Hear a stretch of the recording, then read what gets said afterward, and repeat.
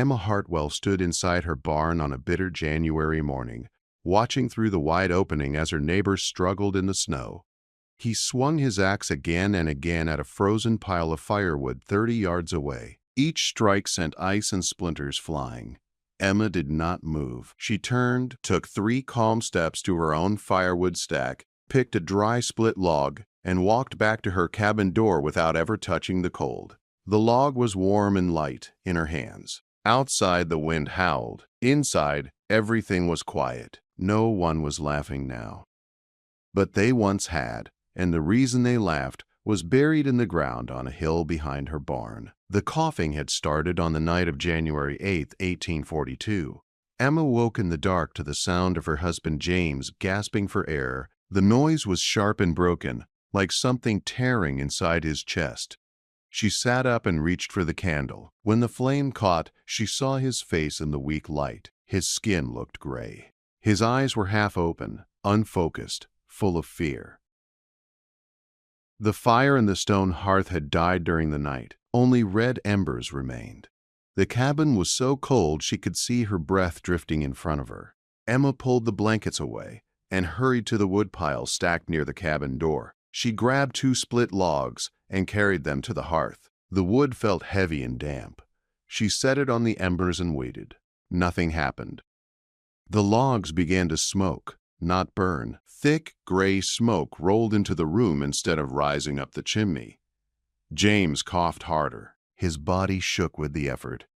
Emma opened the door to let the smoke escape.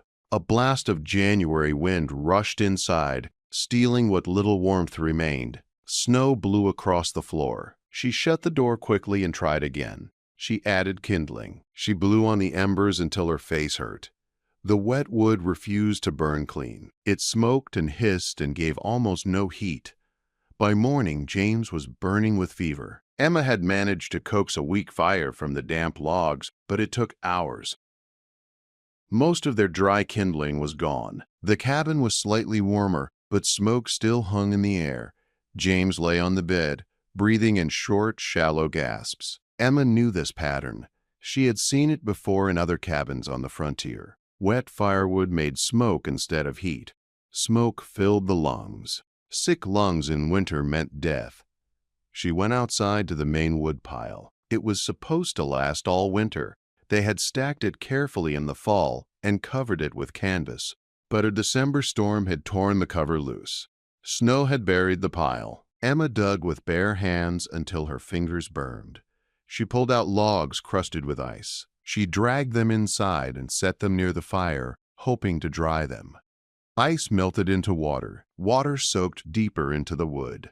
When she tried to burn it, the smoke grew worse. For 3 days, Emma fought the fire. She barely slept. She burned chairs and shelves when the wood would not work. She wrapped James in every blanket they owned. She prayed. On the morning of January 11th, his breathing slowed. Then it stopped. Emma sat beside him in the cold cabin and understood something with terrible clarity. Dry firewood would have saved his life. A clean fire would have kept the cabin warm. It would have kept the air clear. James died because their firewood got wet. That truth settled into her mind and never left. Emma buried James on March 2nd when the ground finally softened enough to dig. She placed stones over the grave and stood there until the sun went down. That night she sat alone in the cabin. The fire burned clean now. Spring wood dried quickly, but it did not matter anymore. The warmth came too late. The next morning, Emma began counting. She walked to the woodpile and measured how much fuel they had burned in January. She counted the days. She calculated how many logs it took to keep a fire going through a cold night. The numbers were simple. 12 cords of completely dry firewood would have kept the cabin warm through the worst winter. 12 cords stored where rain, snow, and wind could never touch them. She thought about woodsheds. She had seen many of them fail. Wind drove snow through the cracks. Rain found its way under loose boards. Roofs leaked after a season or two. Even covered wood grew damp over time. She needed something better. She needed firewood stored as safely as food or clothing.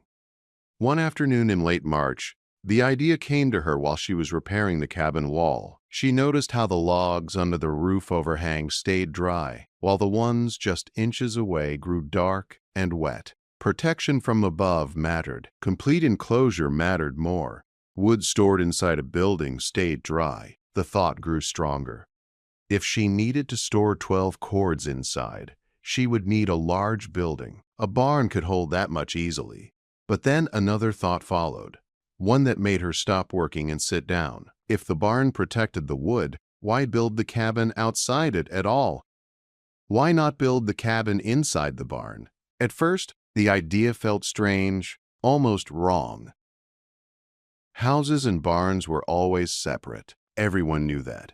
But Emma forced herself to think it through. A barn roof would shed rain and snow. Barn walls would block the wind. The space between the barn and the cabin could hold firewood in perfect condition. She could reach her fuel without stepping into a storm. The barn would act like a shield around the house. By May, Emma had decided she would build a barn first. Then she would build her cabin inside it. People would laugh. She did not care. Dry firewood would have saved James. She would never face that danger again. She went into town and asked for barn building supplies. The shopkeeper stared at her. She was a widow living alone. What did she need with barn timbers and nails? Emma explained her plan calmly. A barn 30 feet long, 20 feet wide. A cabin built inside. Firewood stored between the walls. The shopkeeper tried to talk her out of it. He said a barn that size took several men to build. He said it would cost too much. He said a simple cabin and shed made more sense. Emma asked for the supplies again. He sold them to her, but that night he told his wife. By the end of the week, the whole town knew. They said grief had broken her mind. They said she was wasting her husband's money. One neighbor came to visit and spoke gently, as if to a child. He told her to build a proper cabin or go back east to family. Building a barn before a house was backward. Building a house inside a barn was madness. Emma listened and kept working. She marked the barn outline with stakes and string. She dug the foundation holes herself. The work was slow and painful. Her hands blistered. Her back ached. She worked from sunrise to dark. People passing by shook their heads. The widow was truly lost. By early July, the foundation posts stood in the ground, straight and solid.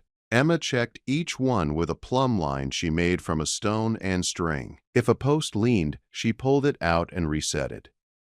She refused to accept small errors. A crooked foundation meant a weak structure. When she began raising the beams, people stopped to watch. She used ropes, pulleys, and her horse to lift timbers that looked far too heavy for one person. The work was dangerous. She moved slowly and thought through every step. Someone asked if she was afraid of being crushed. Emma said she feared wet firewood more than falling timber. Wet firewood had already killed her husband. The barn frame rose through the summer.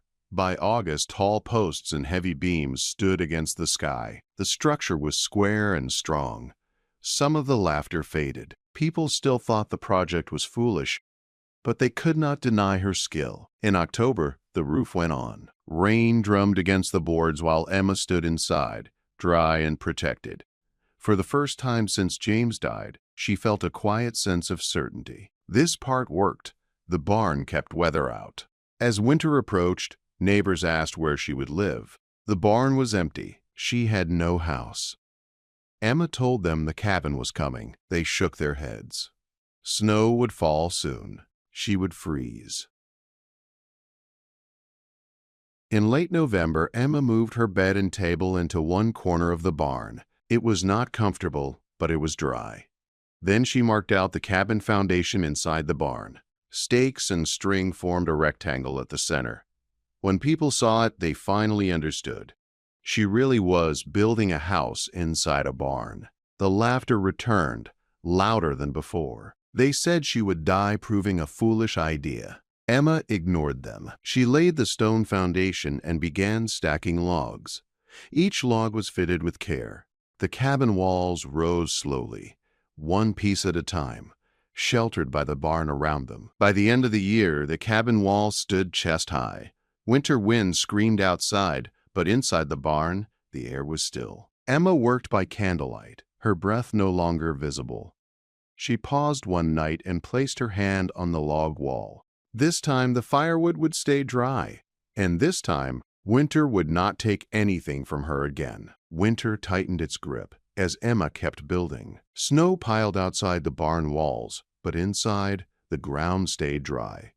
The half-built cabin stood in the center like a promise. Emma worked every day, even when her fingers cracked and bled. She shaped logs, lifted them into place, and sealed the gaps with clay and straw. Each log fit tighter than the last. She was not rushing. She was building something meant to last. By mid-January, the cabin walls reached full height. Emma stood back and looked at them in the quiet barn. The space felt solid, safe. She could almost hear James breathing again, could almost imagine him standing beside her, watching. The thought hurt, but it also pushed her forward. She wiped her eyes and began preparing the roof. Most cabins used a simple roof. Emma did not. She built 2 roof sections, one slightly higher than the other. Neighbors who came to look shook their heads. They said it was unnecessary work. They said snow would collect and cause leaks. Emma listened and continued. She sealed every joint with care. She coated the seams with pine tar until they shined black and thick. Water would not find its way inside. When the roof boards were finally nailed down, Emma climbed inside the cabin and stood in the center. The space felt different now, enclosed, warm even without a fire. The barn around it blocked the wind. The cabin held the air still. She knew she was close. She cut openings for windows next, 4 of them. People called it foolish luxury. Glass was expensive. 1 window was enough for a frontier cabin. Emma installed 4 anyway. When sunlight poured in, the cabin changed. Shadows pulled back. The space felt alive. Emma smiled for the first time in many months. The fireplace came next. She built it stone by stone, shaping each one by hand. The chimney rose through the cabin roof, then through the barn roof above it. Smoke would have one clear path out. When she lit the first test fire, the draft pulled strong and steady. No smoke rolled back into the room. Emma watched the flames and felt her chest loosen. This was how it was supposed to work. By early spring, the cabin was finished. Emma built a wooden floor, shelves, a table, and a sleeping platform. Everything had its place. Nothing was wasted. She moved fully into the cabin and closed the door behind her. For the first time since James died, she slept through the night. Then she began splitting firewood. She worked from dawn until her arms shook. Logs cracked under the weight of them all. Wood split clean and sharp. She stacked each piece in the space between the cabin and the barn walls. Row by row, the stacks grew. She left small gaps so air could move through. The wood dried quickly in the protected space. Rain could not reach it. Snow could not touch it. Neighbors watched the piles grow and began to understand. This was not just a house. It was a system. By late summer, Emma had stacked 12 full cords, oak for long nights, pine for quick heat, birch for kindling. She marked each section so she could reach what she needed without thinking. The barn had become a fortress of fuel. As fall returned, people came with questions instead of laughter. They asked how much wood she burned. They asked how warm the cabin stayed. Emma answered calmly. She did not boast. She simply explained. When the first snow fell, Emma lit her fire and waited. The storms came early and hard. Snow buried fences. Wind tore at roofs. Neighbors struggled through drifts to reach their woodpiles. Canvas covers failed. Wood froze together in heavy blocks. Fire smoked and sputtered. Cabins filled with coughs. Emma opened her cabin door, took 3 steps, and chose dry wood. Every piece burned clean. The cabin stayed warm. The barn trapped heat like a blanket. She did not rush. She did not panic. Winter had lost its power over her. One night, a knock came at the barn entrance. It was Thomas, her neighbor, shivering and tired. His wood was wet. His children were coughing. Emma said nothing. She picked up an armful of oak and handed it to him. Then another, and another. Word spread. Families began arriving quietly, embarrassed but desperate. Emma gave wood to anyone who needed it. She never asked for payment. She watched them leave with dry fuel and felt something shift inside her. James was gone, but what she built was keeping others alive. By January, the cold deepened. The town struggled. Emma endured. The laughter was gone now. In its place was silence and something like respect. People stood outside her barn and looked at it differently. What once seemed foolish now looked like wisdom. And winter was not finished yet. January pressed down harder than anyone expected. The cold stayed for days without lifting. Smoke hung low over the valley, trapped by still air. Chimneys burned day and night. Wood piles shrank fast. Fear moved quietly through the settlement, the kind that did not shout but sat heavy in the chest. Emma woke each morning to warmth. The fire from the night before still glowed beneath ash. She stirred it, added 2 dry logs, and watched clean flames rise. No smoke curled into the room. The cabin air stayed clear. She cooked, worked, and rested without rushing. Outside the barn walls, winter raged. Inside, time slowed. Thomas returned again late one afternoon, his face drawn tight. He told her 3 families had less than a week of wood left. The early storms had fooled them. They had burned more than planned. Gathering new wood was nearly impossible now. Trees were buried. Axes froze to gloves. Children were already sick. Emma did not hesitate. She put on her coat and led Thomas into the barn. She showed him the remaining stacks. 5 cords still stood in clean rows. She told him to take what was needed and to bring wagons if he had to. Thomas protested. He said she would risk her own safety. Emma looked at him and said winter had already taken enough. That night, lanterns flickered inside her barn as men loaded wagons with firewood. The sound of boots on packed earth echoed between the walls. No one joked. No one laughed. They worked carefully, almost quietly, as if afraid to break something sacred. When the wagons left, tracks cut through the snow like thin, dark lines leading back to town. The cold reached its worst in early February. Temperatures dropped far below 0. Trees cracked in the night. Frost crept along cabin walls like white fingers. But Emma's cabin stayed steady. The barn held back the wind. The firewood stayed dry. She burned less than others because the heat stayed trapped. Even now, she had enough fuel to last until spring. One evening, Pastor Wilson came to visit. He stood just inside the barn entrance and looked around slowly. He said he had lived through many winters and never seen anything like this. He asked Emma if she understood what she had done. She said she had only built what was needed. He shook his head and said she had done more than that. She had changed how people thought about surviving winter. By late February, plans were already forming. Families talked about building barns first, then cabins inside. They talked about sharing labor. They talked about never losing someone to cold smoke again. Emma listened but did not lead. She answered questions when asked. She gave advice when requested. She never claimed credit. Spring arrived slowly. Snow melted in patches, roofs dripped, mud replaced ice. When the thaw came, people counted losses. Some had lost animals. Some had lost homes. No one from Emma's wood had been lost to cold or smoke. The truth settled quietly among the people. That April, Thomas began marking out land for his own barn.